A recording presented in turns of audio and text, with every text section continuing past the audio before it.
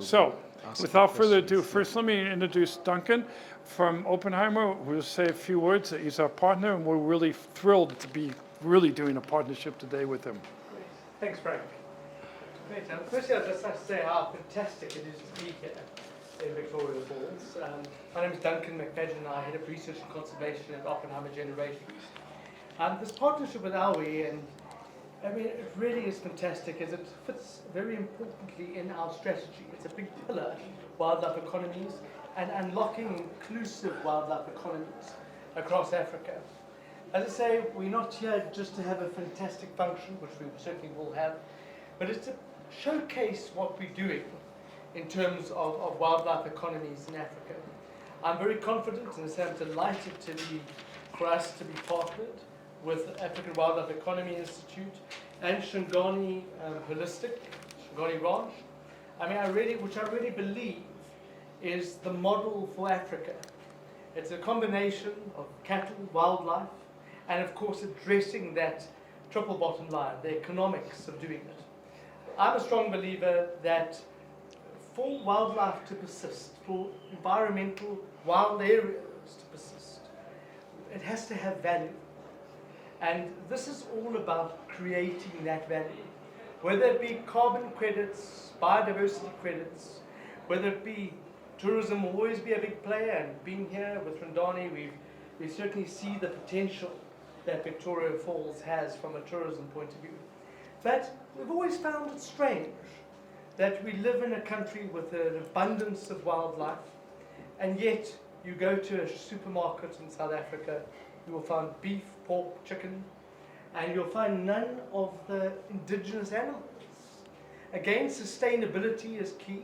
I'm not saying we should put kudu in feedlots. I'm just thinking, should we really change the perspective, the perception of wild game meat? And I think Jan Hendrik, who some of you will meet later tonight, Michelin star chef, we have an amazing opportunity to put solid research through AWEI, solid partnership, which you already have with Oppenheimer Generations, Research and Conservation, and Shangani Holistic, but have somebody of his stature from a PR point of view to really change the face of wildlife economies, to brand it. And we were talking last night over dinner, and we were saying, taste of game, which we're all here for. It's the second, first in South Africa last year, now in Zimbabwe, and hopefully in Zambia, Tanzania, and through Africa we'll have more of these kinds of events. Again, it's not about the event, it's about what we profile at this event. And that is up to African Wildlife Economy Institute, who we have put our everything behind to really drive what we want to do here. I think there's a great opportunity to engage. I think we've got a fantastic expert panel facilitated by my dear friend Kennedy, and I think we'll keep this alive, and good luck, and please be engaged in this fantastic event. Well done for organizing it, one in a series. So thank you for being here. I look forward to seeing you all a little later. Thank you very much, Duncan. So just to take it a step further before I introduce Kennedy from what Duncan said, the government in Zimbabwe is developing what they call a biodiversity economy report. Biodiversity economy, wildlife economy, we could debate words, it's the same thing. And the report's in draft. There was a meeting a few weeks ago. So the event today and the event next week is sort of a kickoff to later, when the report comes out formally, to have some serious discussions then and say, okay, we've got this report on the country. What do we need to do institutionally? What can the government do to enable the economy to grow? What can the industry do? What can Shangani and the other ranchers do, and so on? So we see this event as kicking off a series of technical discussions over this year about unlocking this economy in the country. So it's quite exciting to start here. So I'm going to now shut up, give it to Kennedy Dzama. Kennedy Dzama is the chair of the African Wildlife Economy Institute and also the vice dean of the Faculty of AgriSciences, where we sit at Stellenbosch University. And I'm going to sit down and let Kennedy chair a discussion with and introduce them. Over to you. Okay. Thanks, Duncan. Thanks, Frank. And colleagues, friends, welcome.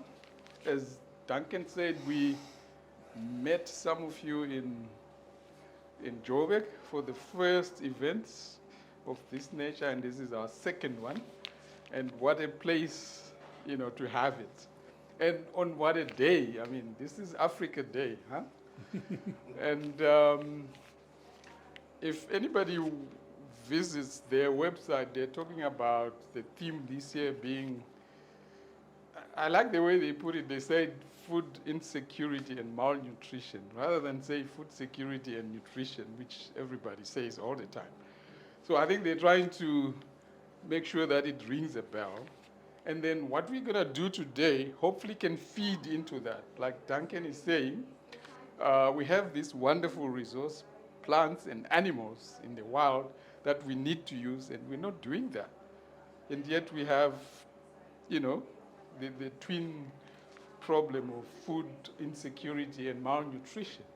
So we can actually, this can be done. I mean, Africans have always lived in harmony with the environment. I mean, this is not a discovery I'm making. We all know about it. So, but we're rapidly losing that ability. So we want to regain that, and we can do it. I mean, we can do it. So the panelists here will lead the discussion around that. And of course, it's not just them. It's all of you as well. I would like to hear from you as well. Share with them, ask them questions, share your ideas. Don't go back with your ideas. Share with them, and I know these guys. They're great guys. I don't know where he gets them from. I always tell Frank, we have this function. Can you get us some great speakers? And he never fails. He always delivers. So got a great panel here. They'll prime the debate, and then you can all join in. So Frank will have shared with you the report from the UN FAO that spoke about the framework for, biodiversity in food and agriculture. A very important report. If you haven't seen it, just have a look. The three strategic priorities. The second one is really what we're doing today, thinking about how we can use plant and animal genetic resources to support, food security and nutrition, right? How do we sustainably use those resources? I think the biggest issue is that issue of sustainability. And I spoke to Gus just now about a similar project and how usually these projects fall flat because we haven't thought about sustainability. We come up with great ideas, but never really think about what's going to happen, tomorrow and day after tomorrow. So these guys will unpack it for us. So what I'll do is I'll let each one of them, when I call upon them, introduce themselves, and then they share with us. We've assigned them areas where they, their expertise is on, and they will talk about it, and then you can also jump in and interrogate them and discuss with them and criticize or critique or expand and expound. So let's do that. Eh? So we're going to start with Max here, good friend of mine.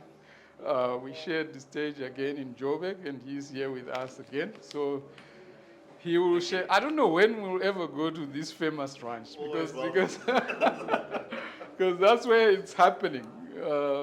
Like Duncan said. So Max will share with us, and then we'll have the others join, and you will also join. So Max, over to you. Thank you very much. You can hear me? Thanks very much for coming. My name is Max Makuvise. I'm the resident director at Shangani Holistic, which is our ranch in Matabeleland South. I always see myself as being the private sector player in all of these events, and I talk from a commercial aspect. One of the great things about the job I have and what I do is I like data. And data is very important to me when we're talking about sustainability. And I have the great fortune of working with Duncan and Lindani at Opgen Research and Conservation. And I talk to them every day, and we talk about not just my crazy business ideas, but we also talk about the science behind it, the data, and how it's going to affect the people. One of the important things is we talk about the word sustainability, and I think this is a word which has many different meanings to many different people. I'm going to talk more from an economic sustainability point of view, from the point of view as us as the private sector.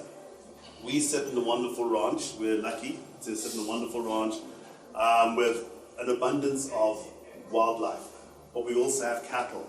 I'm not going to talk about cattle mainly today. I'm going to talk about the wildlife. But just to mention, we have just under 8,000 cattle sitting on the ranch, and they operate in community with the wildlife. So we don't have any internal fences. We herd our cattle using holistic practices, and basically we live in harmony with the animals that we have. In terms of wildlife, Duncan, correct me when I go wrong, we're looking at 300 elephants, a few thousand impala, kudu, warthog, giraffes, zebras, I think many thousands. Ranga sitting over there would probably give me more on that number. And these animals live in harmony with us, and we don't go around culling animals or anything like that. We all live in harmony, and we try and make the economy fit. And one of the things we're trying to do is create the model. And I think we're there. We have the model, and it's something we want to share with the world as we go forward. How we see living in harmony, wildlife and livestock, and also wildlife being used in wildlife economies that we're here to talk about today. So that's really something that we're passionate about.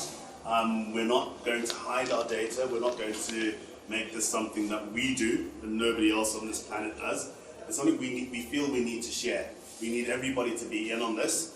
The beauty of being in the private sector is we can't just do these things unless there is some sort of long-term return. Otherwise it fails.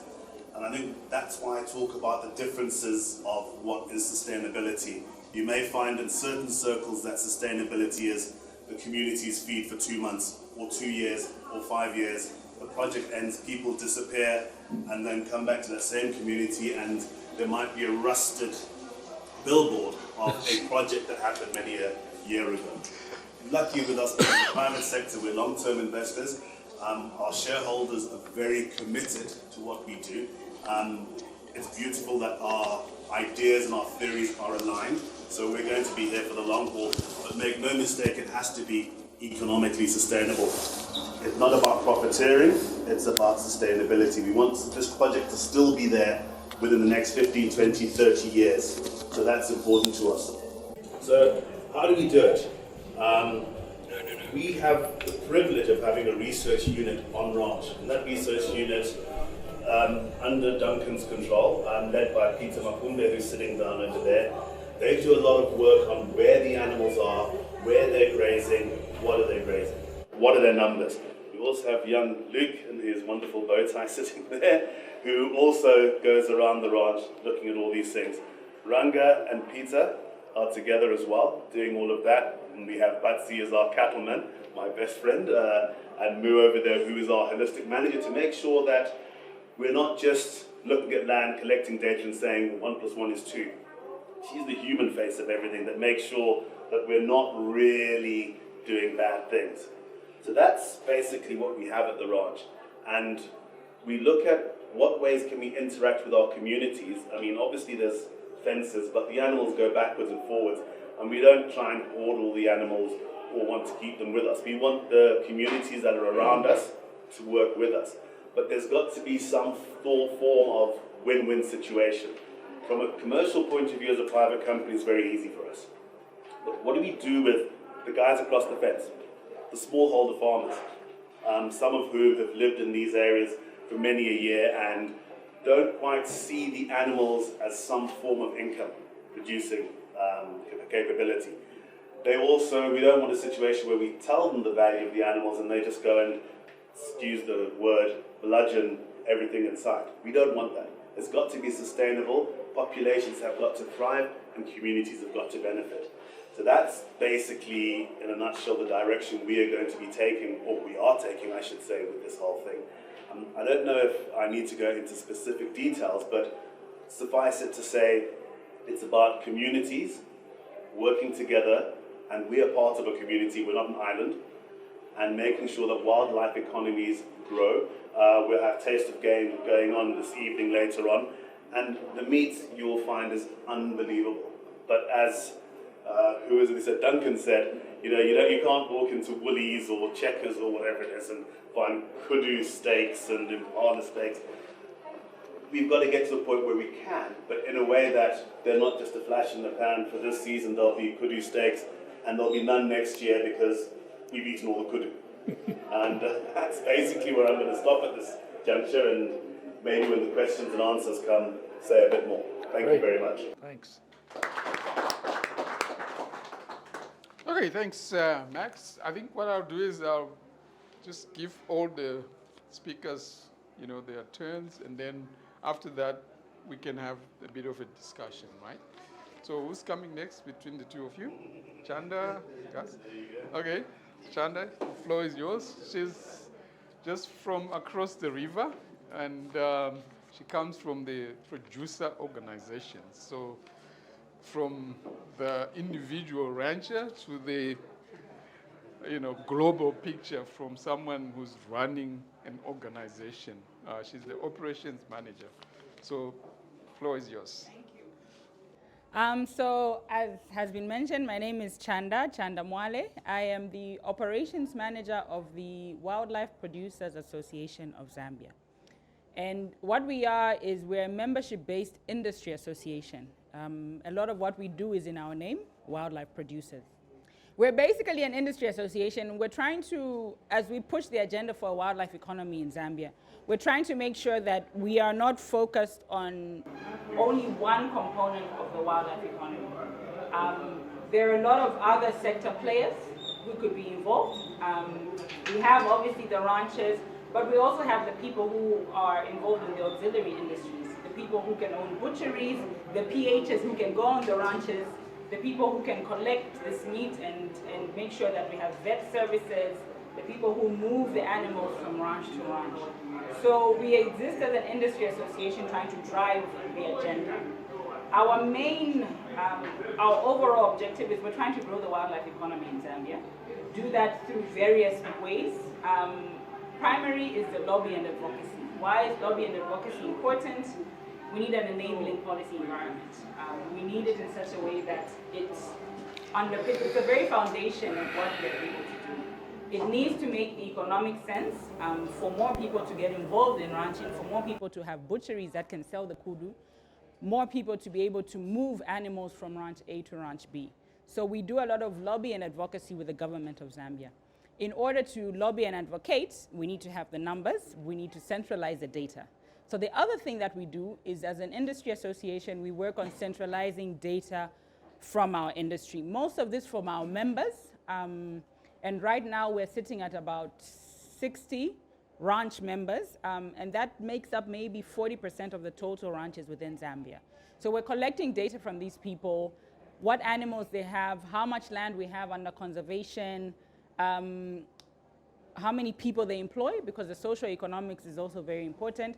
How much meat are we getting to market versus the demand that is necessary? What are the ways that the ranchers are making their money? I'll give an example. Right now in Zambia, live sales are fetching more money than game meat. So you get a situation where we're not getting as much meat on the market because it's more profitable for a rancher to sell the actual live animal between the ranches.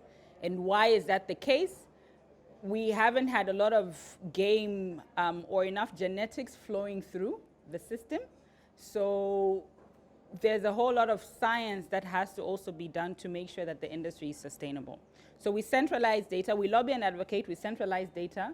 We also do comms and awareness and education, because we need people to understand that there are opportunities in this industry, what opportunities those are, but also to make sure that if we're going to be sustainable, we have to do this right.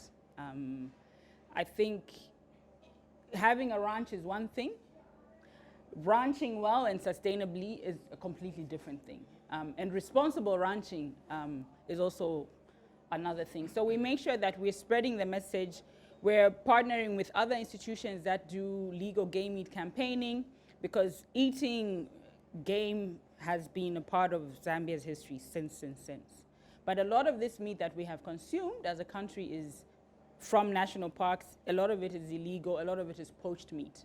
So how do we turn the tide from a behavioral and consumer behavioral perspective to get people to wonder where the meat they're eating is coming from, and then meet that change with the demand, so get the meat from the legal meat from the ranch sustainably onto people's plates. So we do a lot of comms and awareness as well. And linked to the education piece is we share a lot of information about how to get started in the industry, because we are trying to make sure that the industry is a lot more inclusive. We're trying to see how we can diversify the industry. And so people need to know how to get started, where they need to go, what value is there. So those are some of the main things we do as an industry association. The importance, I would say, of having an industry association is we help with building relations with the government. So the government doesn't have to visit 100 ranches in Zambia. They can come to us as an industry association and say, guys, this is what we need from you guys. This is the direction that we need to go. Similarly, for our members, we don't have 100 people knocking on the Ministry of Tourism's door. They can reroute that through us as a secretariat, an industry secretariat, and we can do the lobbying, the advocating on their behalf. Also, it helps to keep people honest, because we also focus on our members being compliant. You can't be a member of our association if you don't have your paperwork in order. And what that means is, for us, that's good PR. It also helps build goodwill with the government, because they know that those who choose to be our members have got their books and they're trying to do things in order. So there's a lot of goodwill and relationship building with having an industry association. We help centralize data. And we are also helping really get people to understand what there is and how it can be done. And also demystifying game ranching. I don't know what it's like in Zimbabwe, but in Zambia, there's also a lot of connotations and preconceived ideas. What it takes to be a ranch, how to own a ranch, where people can be involved in the wildlife economy. It's a whole value chain. So when we talk wildlife economy, we're just not talking about somebody who's got 5,000 hectares, 20,000 hectares of land. You can plug into this economy, but you just need to know where you can plug in. So that's who we are. That's what we do. Industry associations can be useful. I think they've got a place in the growing of the wildlife economy, and they can help us get us to where we need to be. So I'll stop there for now. Thank you very much, Chanda. I mean, the more I listen to you, the more I'm thinking you have a very difficult job. Because all these things that you were describing, but wonderful, experience from your side. Again, just keep your questions. If you have some, I'll give you time.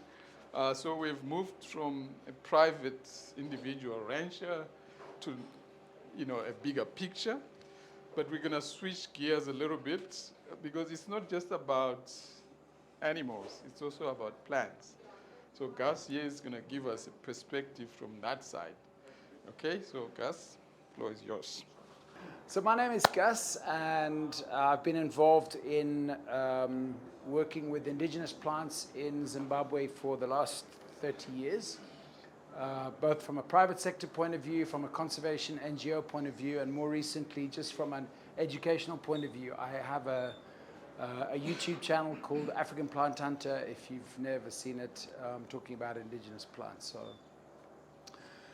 So we are here talking about wild foods, and we've had the focus on meat, but the reality is that for most Zimbabweans derive at least 80% of their nutrients from plants, not from meat. So plants, when it comes to just talking about the nutrient input for Homo sapiens, plants are it. And in fact, of course, even the meat comes originally from plants. So plants are the basis of 100% of our nutrition.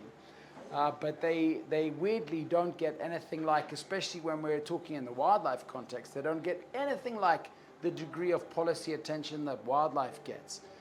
And I don't really understand it. I think just wildlife is much kind of sexier and cooler and whatever.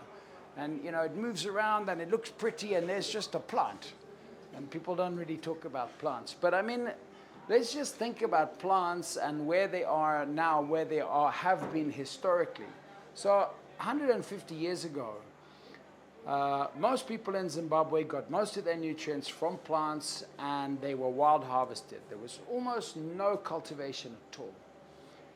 Then things changed and someone said, you know what, let's get rid of these plants and let's plant this plant, which comes from Mexico, and let's put it in straight lines. Oh, and by the way, you can work really hard to dig holes. Oh, and I'll sell you some fertilizer to put on it. Oh, and guess what? I'll sell you the seed that go in it, and you can provide all your labor, and then at the end you can get this little thing, maybe. And if it doesn't rain, sorry, China, you won't get anything at all. And somehow people thought that was a great idea.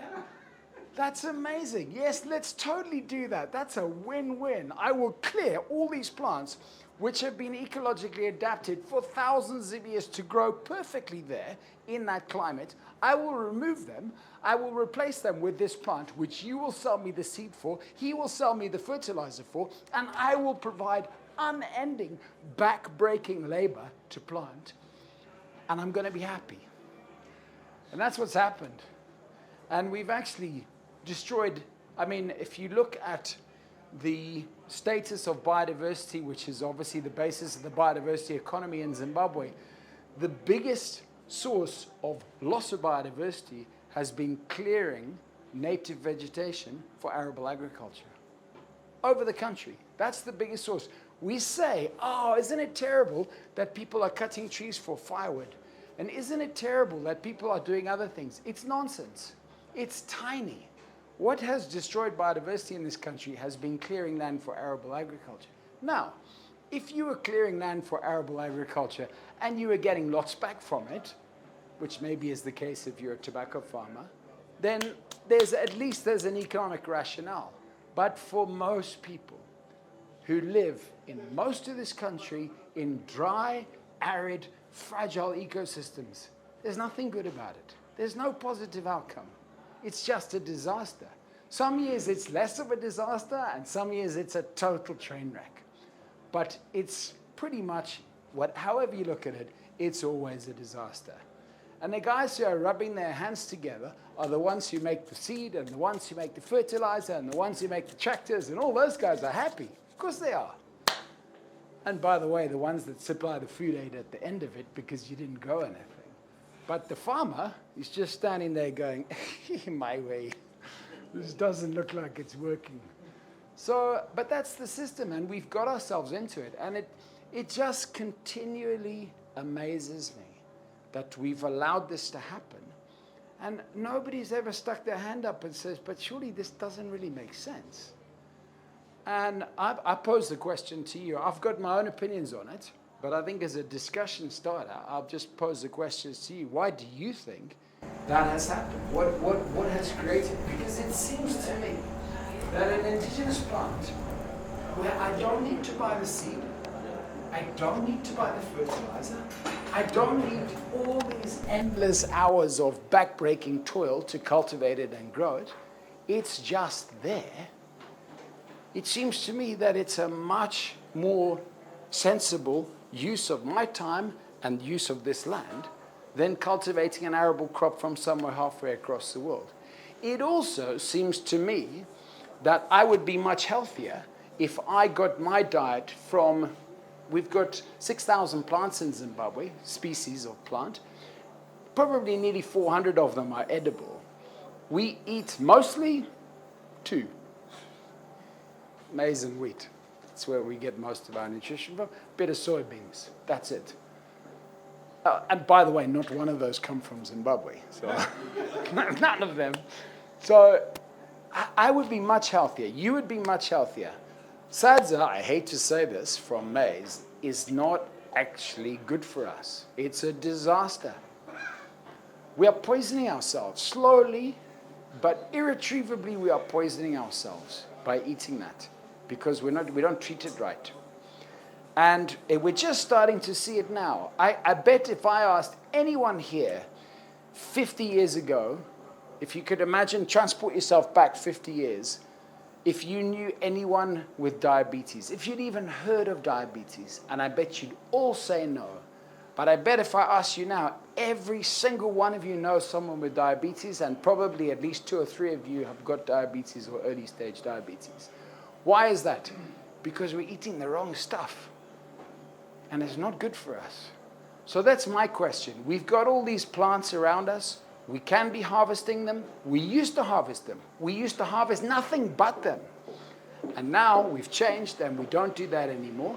And a successful wildlife economy, for me, would be an economy that integrated both the wildlife, the animals that you've been talking about, and the indigenous plants, and where we were sourcing from a huge variety of climate resilient plants that naturally occur around the country, and we were using those to meet all of our basic needs. It's not happening, and I'm going to throw the question back to you guys as to why that is. Okay, thank you, Gus. I like the way you guys have presented this. You know, in the end, you know, it's morphing up nicely to a systems approach where we're just not looking at animals. Or if it's animals, he spoke about cattle and goats and sheep and wildlife. And then also, she also did the same thing, but at a producer organization level. But then you brought in plants. These things don't exist in isolation. So it's a system. So you need to look at it that way. And then, of course, you went in and that angle, that idea of nutrition that I brought up earlier, that the African Union is talking about today as we celebrate Africa Day. Are we eating well?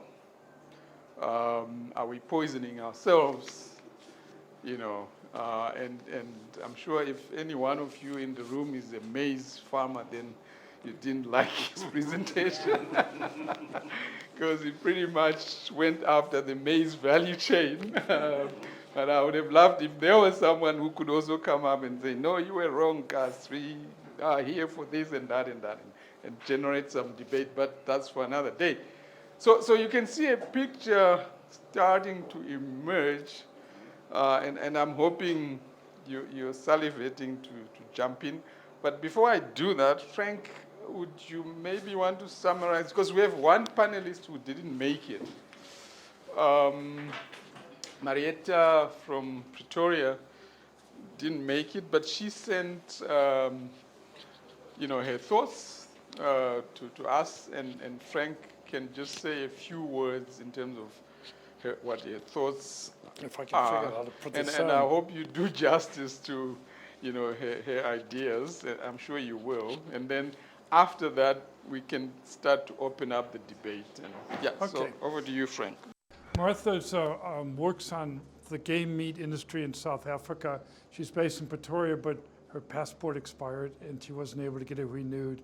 You know, the working from home challenge that we have with our governments, but there we go.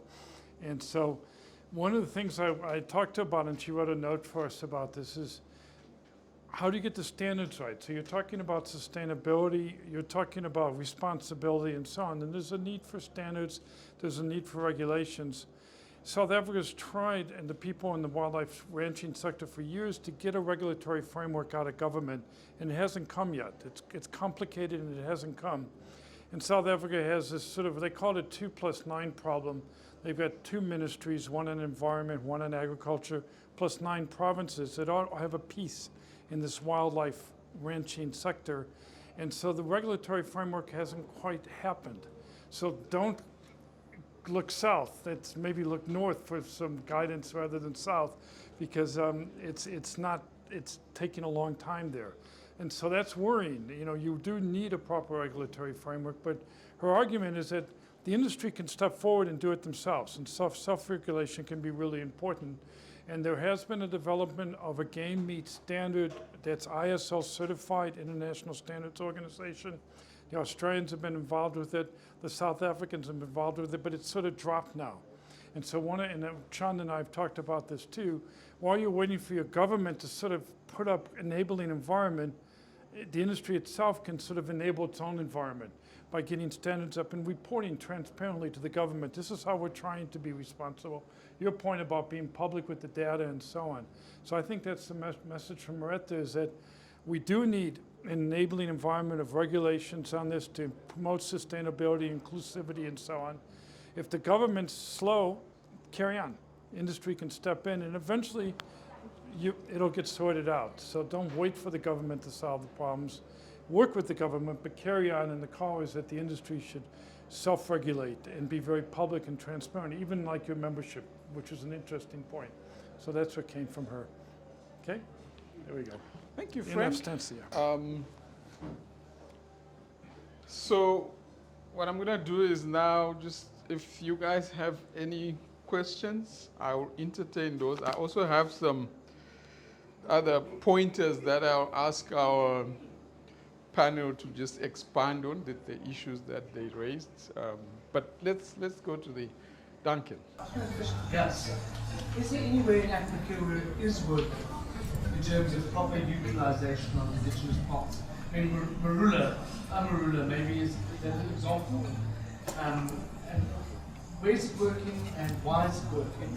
And can we learn from that and extrapolate to other? So I'm reluctant to answer that because I'm going to preempt what the suggestions I want to hear from you, from other people. But let me just say that in West Africa, there is a much stronger, which is coincidentally a lot drier, there is a much stronger cultural tradition of consuming wild foods. So I would say most of the examples come from West Africa. What is interesting is that they have not, it's not been like a systematic thing. It's just been, it's sort of haphazard. So, and I think it's just more to do with the fact that arable agriculture there is so fraught that people are much more likely to be reliant on wild foods. I will talk later about systematic attempts to change, but I don't want to preempt feedback from you guys. I just hearing your question of what's the way to kind of counteract that. In my mind, the answer is education. And also going with Max's topic of how do you teach the communities around a particular farm how to appreciate the animal, not just for the meat side. And I think it's purely based through education. And from a hunting side, certainly we can try, take Shangani Holistic for an example of the ranch where there's been cattle for years and wildlife has come into the area. If you look at the plant side, certain areas are so thick with vegetation as a result of the cattle, and now you're looking at the vegetation which is going to play a role in the wildlife which is going to be placed in that area. So in a particular sense like that, I think the flora and the fauna play a role, but I think the way to counteract that is education, and how you go about that is just teaching people who are not aware of a hunting side, of a managing side, of a sustainability side, and then saying, well, instead of typically growing your little crop of maize, how about the ranch, for an example, can help you out in the sense, and we can educate you instead of clearing an acre of Masasa and Manondo woodland, put your maize, we can plan around that and try come to an idea. So I think it's based on education to an extent. And Danny? I'm sort of going to oppose that view because I like that. education is what's gotten us here, and this change of worldview is what's gotten us here, and this arable land perspective. Because my grandmother still eats wild plants, and she is not formally educated. She understands sustainability, but she's not formally educated. So I think it might be the de-education and the change in what if we're saying education, we need to change what we're educating people on. Because for the longest time, we've been educating and telling people plant, plow the land, do this, do that. And historically, that's not what we would do. Historically, we would eat from what is available on the land. So I don't think I think the problem is the education and what we are teaching people, what we have taught people for the past century. Yeah, no, I can agree with that completely. I think mainly where I'm saying the education side is mainly from the meat aspect, in terms of the surrounding communities around an area where you've got protected animals, and now you make a profit out of those animals, but also you want to try to preserve them for, for instance, like Sesame is a certain type of antelope which is very susceptible to environmental change. But if, in that respect, through education, teaching kind of the communities around, listen, in terms of protecting this particular species, where they haven't heard of over the years of this particular species being adapted to this, and if you don't look after this plant, the animal is going to die. So I think the way I'm focusing mainly is on the kind of surrounding communities of an area, more on the meat basis. I think that's what I'm looking for. Yeah, okay, I think usually it's more a discussion and interaction with her. I think where she was worried about your comment was she thought you meant education as in what we teach in class and school, which is also a problem, because many of you will have been taught about or trained around a commodity, about maize production, about maybe just cattle production, without really thinking about that the cattle eats grass, grass grows in the soil needs to be, kept alive, blah, blah, blah.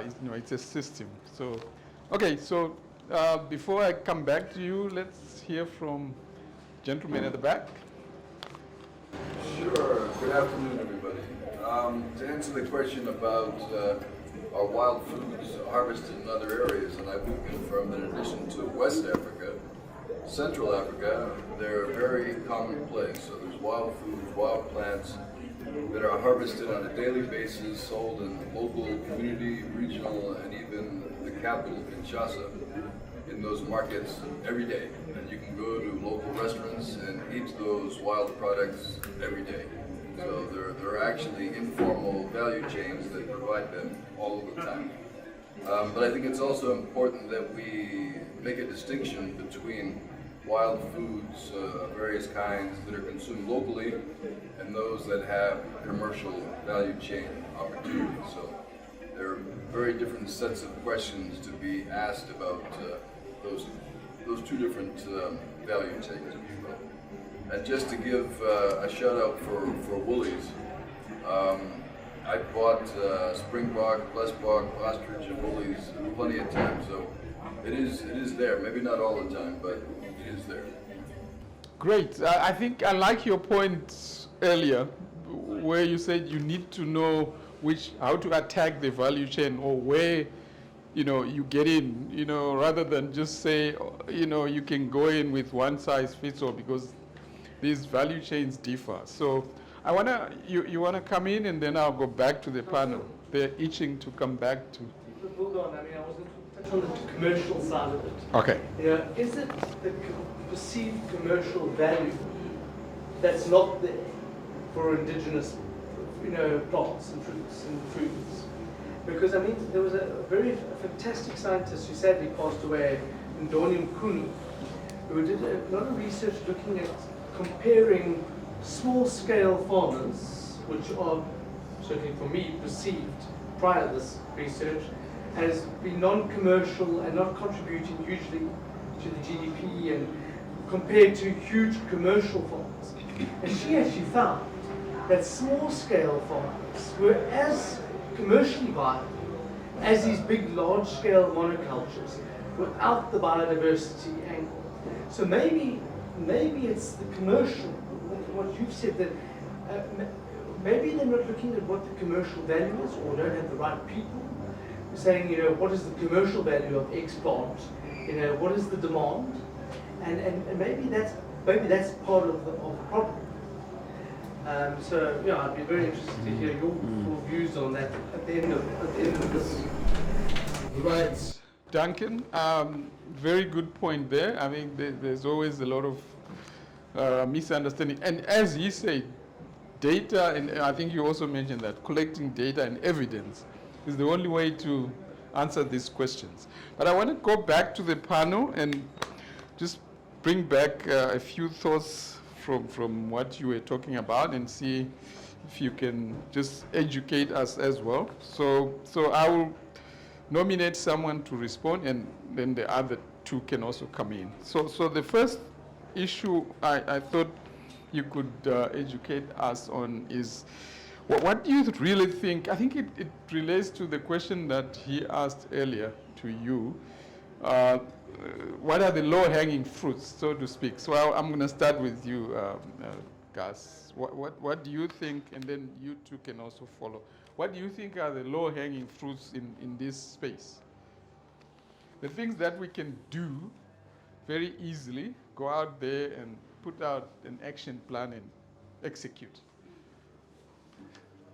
So I think in terms of the low-hanging fruits, some of them are actually quite low-hanging fruits. Seriously. So obviously, indigenous fruits are widely traded and consumed, but they are not promoted, they are not supported, there's no policy support for them. And just by changing that, I think you could have a big...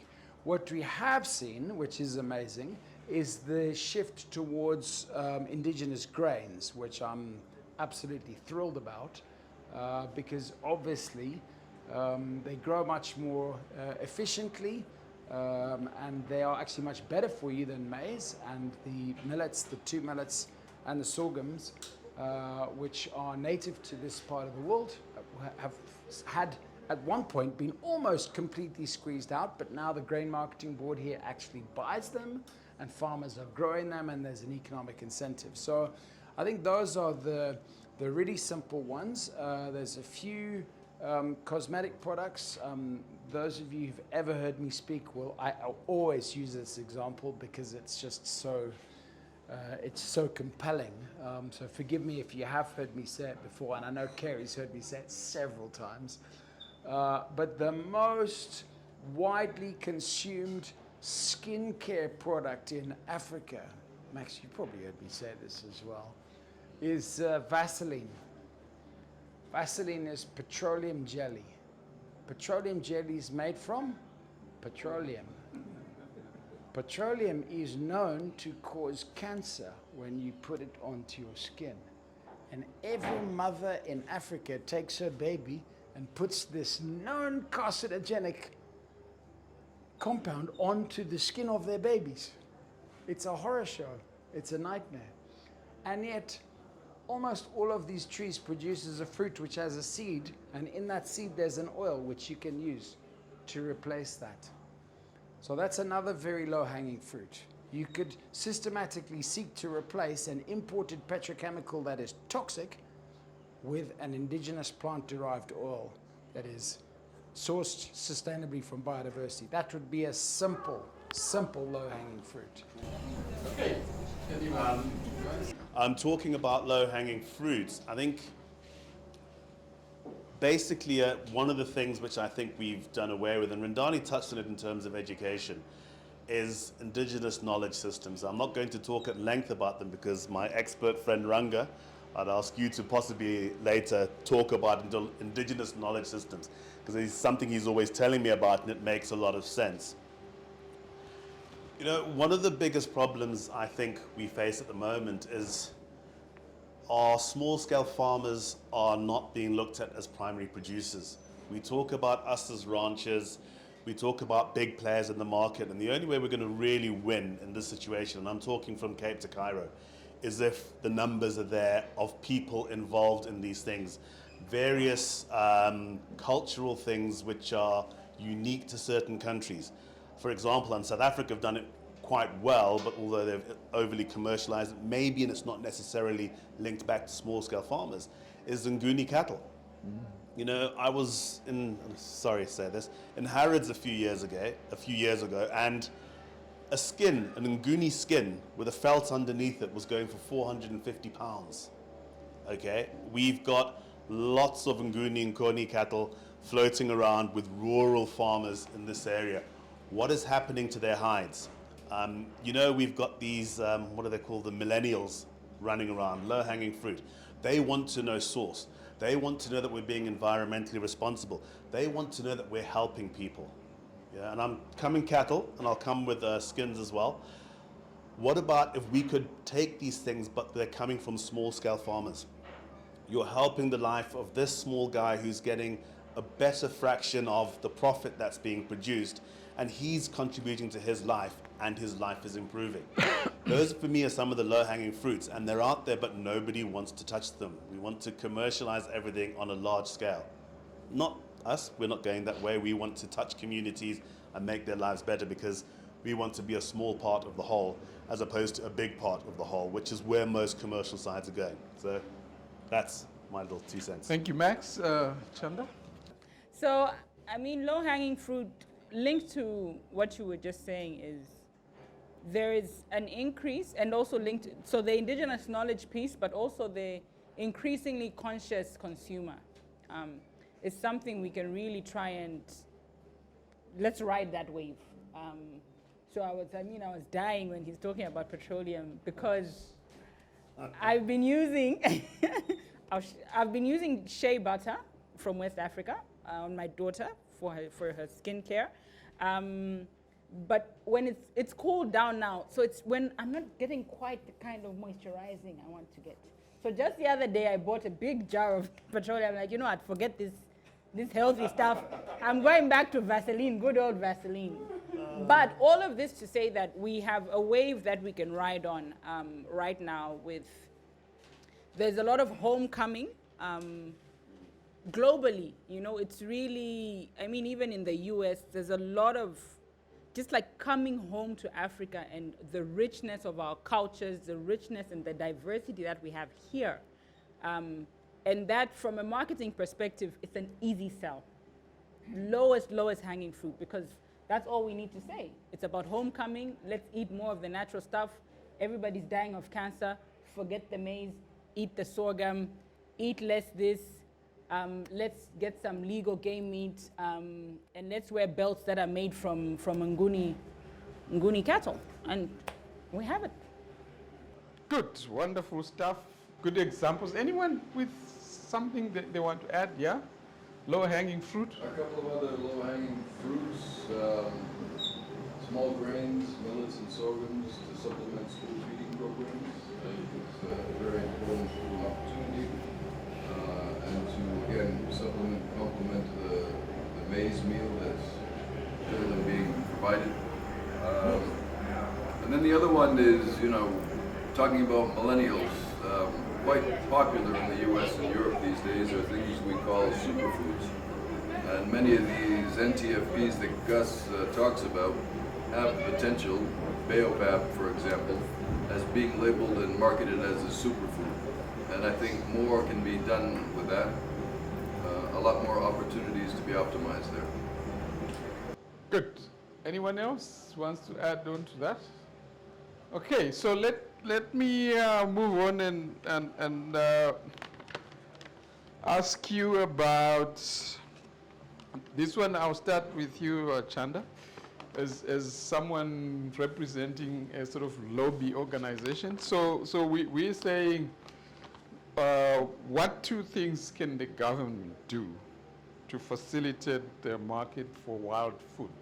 So in your experience representing, you know, a large group of farmers, what just 2 things that you think, you know, the government should do in Zambia? And also, I mean, we could learn from that. Yeah. We have I think commonalities. what government can do, low-hanging fruit. No, anything that they, not necessarily low-hanging fruit, But any a policy initiative, a law, a rule. I think what governments can do a bit better or more of is focus on the creating an enabling environment and not so much on the, we almost get or it feels like governments get quite easily bogged down on the admin side of things, which starts to become, at times, barriers to entry, because you've got so many hoops that you need to jump through to eventually get anything, right? And so the people who have the time or the resources or have enough money will jump through those hoops, but then that ends up leaving behind a whole group of people who just can't be bothered, or they can't afford the time.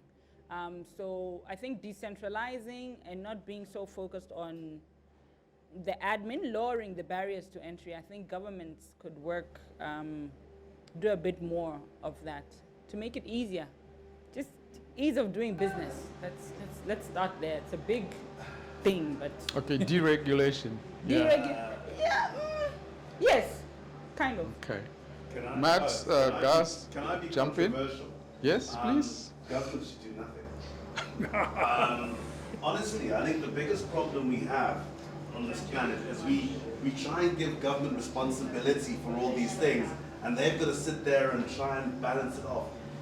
I don't believe that it should be the job of government to make us do wildlife economies. I think what we've got to do is, as a people, as corporations working with smallholder farmers, we've got to come up with the plan and then go to government. Because I can tell you right now, if we come up with a plan that's beneficial to the consumer, the smallholder farmer, to the corporate farmer, and we are all aligned and we go to government, it's the easiest thing in the world. They'll say, okay, we hear you, okay, let's draft the law to do what you're saying. I think we really, and it's our own fault, we place far too much pressure on governments. And I'm talking about all across Africa, where we expect them to do the work for us. And I think that's why we will not progress, because now you've got to have more and more civil servants who are now saying, I've got to come up with a plan for however many people there are in this country. And quite frankly, I don't know where to start. Whereas we, the owners of capital, the associations, the farmers, the smallholder farmers, if we solved our own problem and went to government, I think it would be a lot easier. And I'm being controversial, but... Well, and sometimes they don't even have the capacity to do the things that we ask them to do. But anyway, Gus, jump in.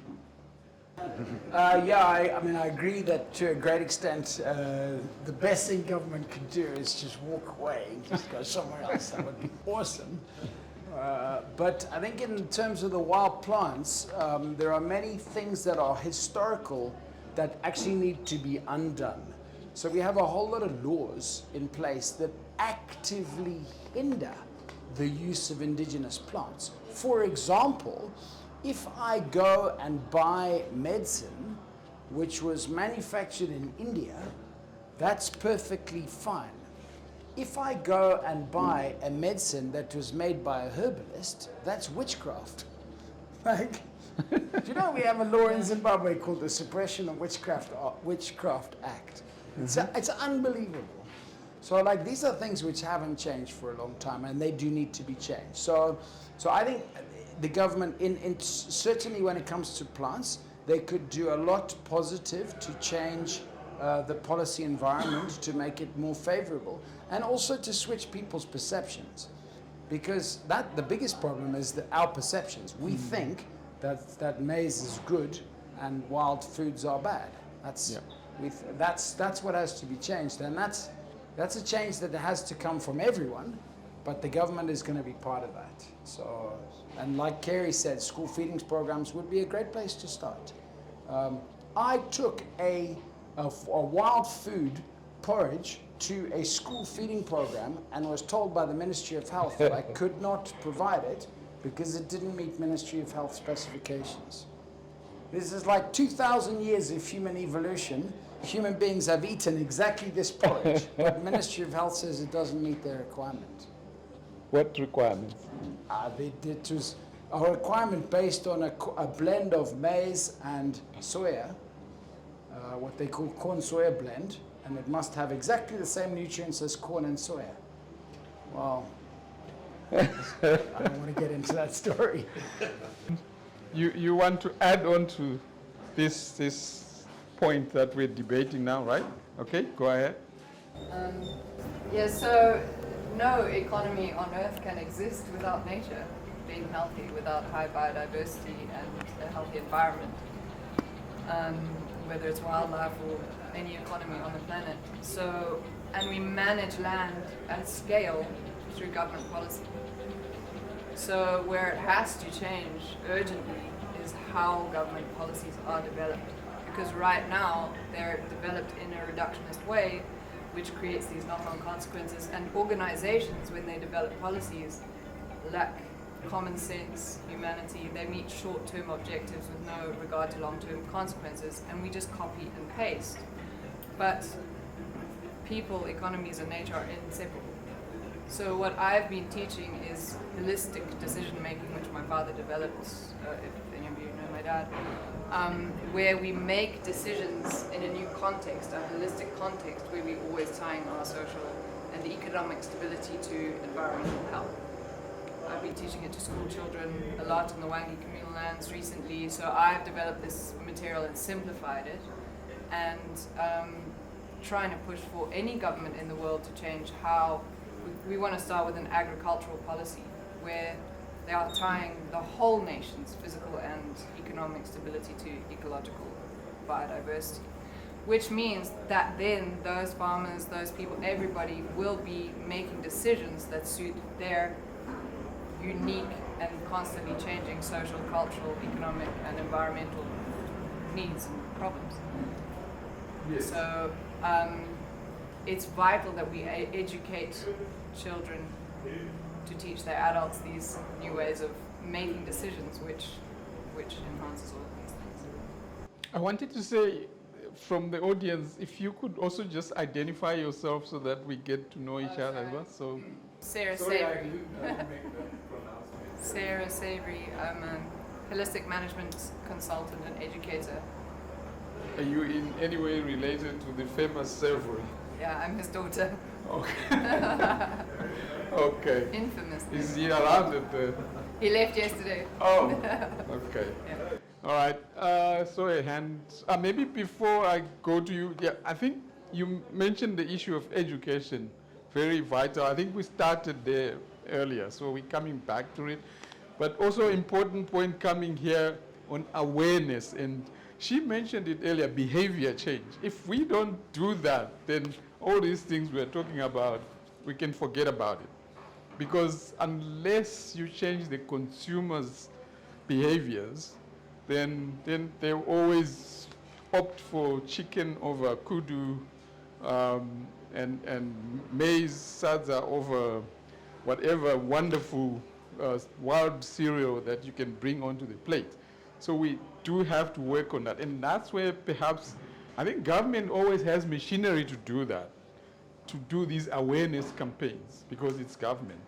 But I think the frustration comes where nothing is being done, and then this is where Max comes in and say, rather stay where you are and we just carry on. But I think they still have a very important role to play in terms of education, awareness, regulation, and so on and so forth. So let's go back to at the back there. Identify yourself. All right, my name is John Banda. I'm a research assistant at Shangani Ranch, Shangani District.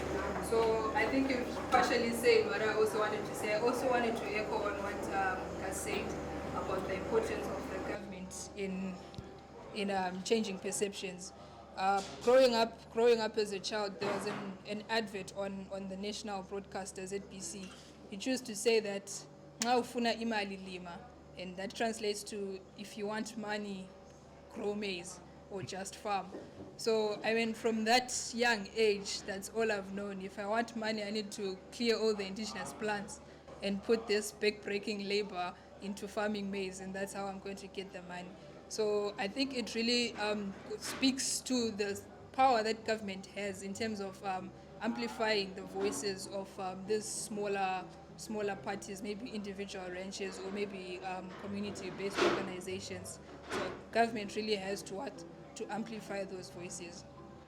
Wonderful. I think you said it much better than I was trying to do, and with your own personal experience thrown into there, that's, there's no better way of sharing it. Thank you so much for that.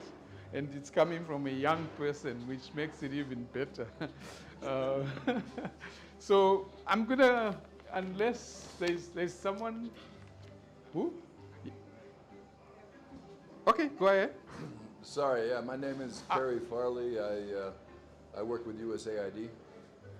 I'm one of the donors here in the country. I just wanted to compliment a couple of the comments about policies and enabling policy environment, and I fully support what Sarah has just said, but I also support your point about the lack of policies. And I would just use the rather robust example of Silicon Valley, the largest, longest running, productive, technological center in the history of humanity. And how did it get there? How did it develop? Because of the lack of obstructive policies. The best minds around the world were attracted to go to school at Stanford and Cal Berkeley and MIT because it was easy to get grad school visas. And so all those brains, they left Zim, they left South Africa, they left Kenya, and they went to the West Coast. And the other thing they had access to was cheap capital. So again, the lack of obstructive policies, I think, is as important as a supportive policy environment. Thank you so much for that. Very, very important. And yeah, but sometimes this government are so paralyzed, then Max would just say, I'm going to do my thing. Well, I'm not going to break the law. Yes, obviously not.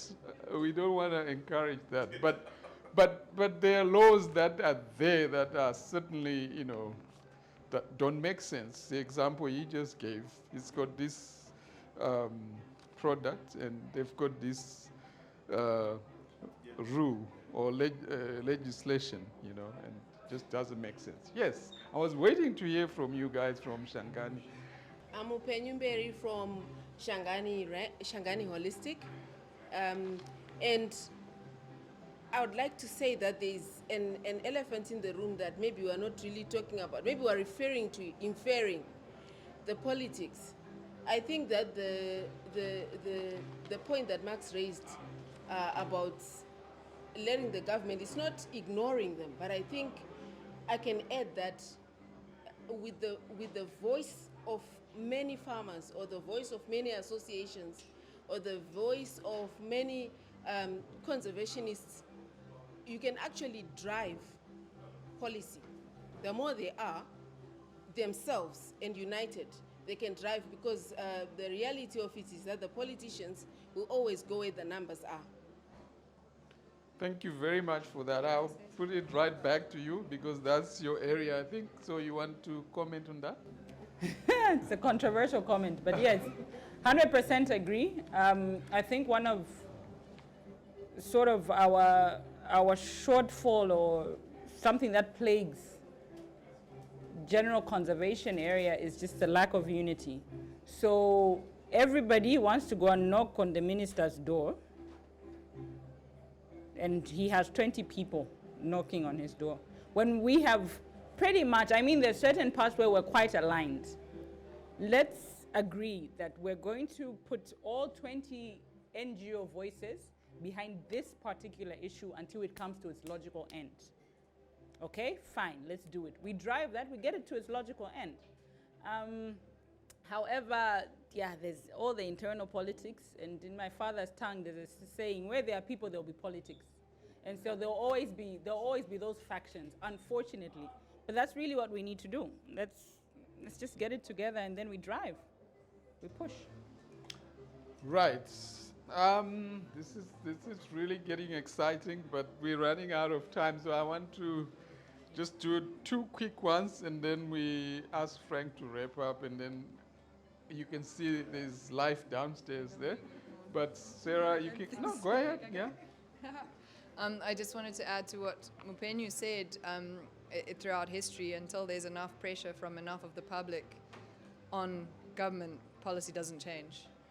And right now we need a change in how policies are being developed, not just a policy change.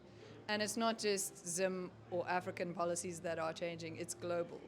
And agriculture in particular has become the most extractive, destructive industry on the planet, not because of anything but institutional reductionist policy development. So that's what I want to say. And I've had 2 meetings with our president here to try and bring about that change. But because I was on my own the first time and the second time I was just with my father, what we've been trying to get people is say, let's get 20 of us. And even that is almost impossible. And I think it's a lack of belief that we can actually go in there and do it, but we can. So, and that's all it's going to take is pressure. And consistent pressure. If it doesn't get done the first time, don't give up. So, yeah. Good. Yeah, thank you. So it echoes what Chanda is saying. What I want to do now, rather than just go back to these questions, is I'm going to put these guys on the spot. And just a closing remarks for each one of you. Things that we must take away from this so that when we leave here, what am I going to remember about what Max said, what Chanda said, what Gus said? What do you want these guys to carry from this debate? Who wants to go first? I'll go. Yeah, Oh, no, ladies. Okay, here we go. Okay. 1 minute. 1 minute. I think I'll be shorter than a minute. I think just a couple of words, and overarching thoughts. Cohesion, transparency, data, and goodwill. If we can rally around a couple of these things and do it consistently, there's definitely a lot that we could unlock. Thank you. Who's next? Yeah. Mine is remembering who we are, remembering it's our story. I think the biggest thing is we've been swept up in this commercial empire, the Netflix, the Amazon Prime and all of that, and we've forgotten where we came from. And I think one of the things that's important is I remember with my father would go to the rural areas and he'd talk in terms of, oh, and we used to eat that. And he called it skiing. They'll take a bark and come down a steep rock. And all these things that they used to do, and we as kids look at it and say, that's so old fashioned, that's what you guys used to do, because we'd rather be watching modern TV. Okay, so we need to remember where we came from. You know, we have a lot of unique things that we can sell to the world. But what's happening is rather than selling what we have to the world, we'd rather buy what the world is offering us. And we need to move away from being the third world to being the world. I mean, what makes us any less human being than our neighbors in the West? Absolutely nothing. But we subjugate ourselves to what they're telling us through TV and so on and so forth. I think it's time we need to take back what we've got and sell that to them as well with the same amount of vigor. That's my 5 cents.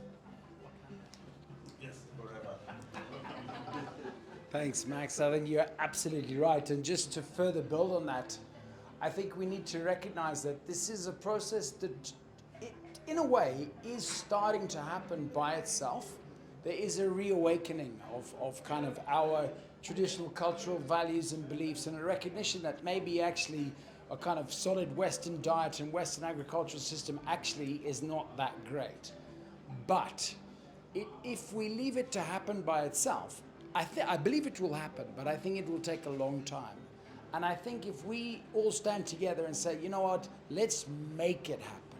Let's actually force this change from a policy level, from a practical level. Economics, attitudes, markets, behaviors, there's so many ways in which we can influence this change and make it happen. But if we don't start, we'll never get to the end. And we have to start that process. We have to say, you have a Wildlife Producers Association, there's a Dairy Producers Association, there's a Beef Producers Association, there's no Wild Foods Producers Association. That would be a great start, huh? Just imagine just having that. A sector association that was promoting this systematically. So that's what I think is the next step. I believe it is completely possible. I think we are moving in that direction, but I think we need to grab it, if I can, sorry, use a metaphor from your world, grab it by grab the bull by the horns and just make it happen. Wonderful stuff from the panelists. Okay, and I'm going to give the floor now to Frank to just wrap up, and then we can go down for Thank you very cooking. much. Thank you, everybody, and wonderful discussion. We've lost one person for dinner already, but here we go. So I'll just a minute, but before you break, we did put a little evaluation form out, so if you can just fill it out and leave it here with us as you walk out the door, that'd be great. You can fill out two if you really liked it. You know? And, so I just took away a couple key terms from the speakers and from Kennedy. Let me start with Gus, word opportunity. We could talk a lot about all the challenges and the governments and the rules and regulations, but what Gus is telling us, there's an opportunity right on our doorstep here, and we're not taking advantage of it. I often tell people when I come to Africa, it's not how many animals I've seen, it's how many I've eaten, because Africa's got this diversity of food, and we aren't taking advantage of it. The opportunity's there. So how do you get to the opportunity? Kennedy mentions a systems approach, and I think the word wild food as opposed to game meat puts it more to a systems, looking at plants and animals, landscapes, and so on. And if you take a systems approach at the ranch level, the word holistic came up, which is a variant of systems. And that was a word that caught me from Shangani, is that to taking a holistic approach. Again, connecting the dots. So how to get to the opportunities, dot connecting. Get it back to the commercial side. You talked about looking at the whole value chain. And so it isn't just the production of meat, it's the whole value chain, everybody in the industry. So somehow connecting the value chain holistically in a systematic approach to seize the opportunity. That's how I put it all together. Okay, everybody, enjoy dinner. Thank you very much for coming. Thank you, everybody.